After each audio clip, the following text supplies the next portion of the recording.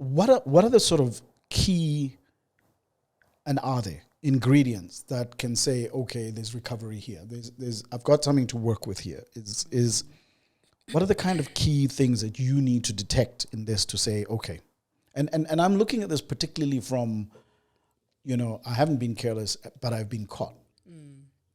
As opposed to I've put my hand up and I'm really sorry, and now we're having to, probably work a lot on the partner's, forgiveness on that part. So the two individuals must agree they want this. And can they agree that right at the beginning? Do they know that at the beginning? Yes and no. Right up front, no matter what your automatic reaction is, somewhere inside you, even if you're not going to share it with anyone at that point where you're feeling absolutely traumatized as the betrayed, you know that you want to stay, right? But some people right up front believe that they want to leave. I always say, especially when there's a lot that's been invested, children, relationships, and in our community, relationships are not one way.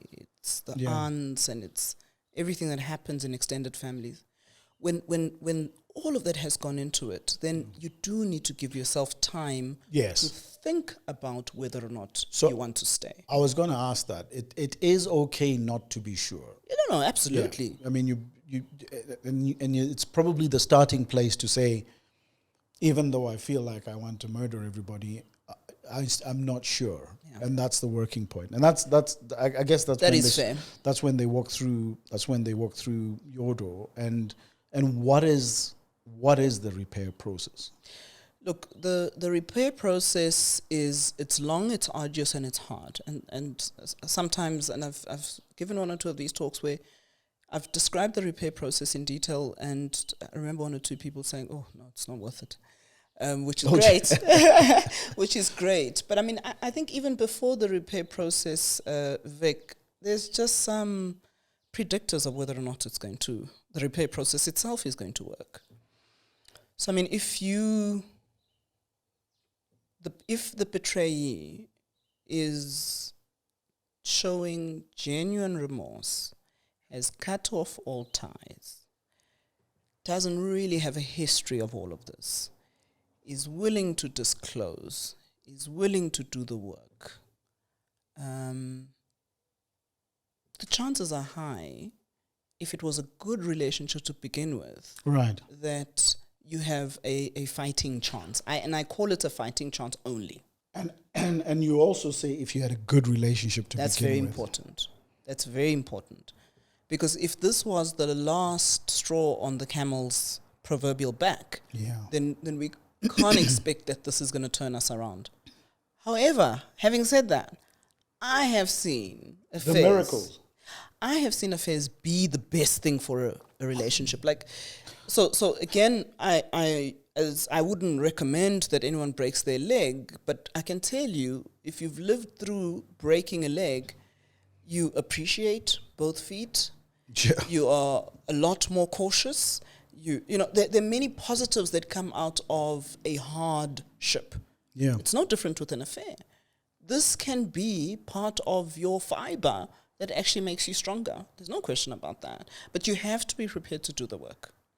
And the work involves watching your loved one wriggle through absolute trauma. And I'm not over-exaggerating it when I talk about absolute physical trauma, from being physically ill to feeling like they're going out of their mind to ranting and if you can hold the space for someone whilst they grieve the relationship and go through trauma, which is the first critical part, and still be the one holding the vigil for the relationship and saying, I am here, right? Then you have a fighting chance. So I want to talk about this a little bit more.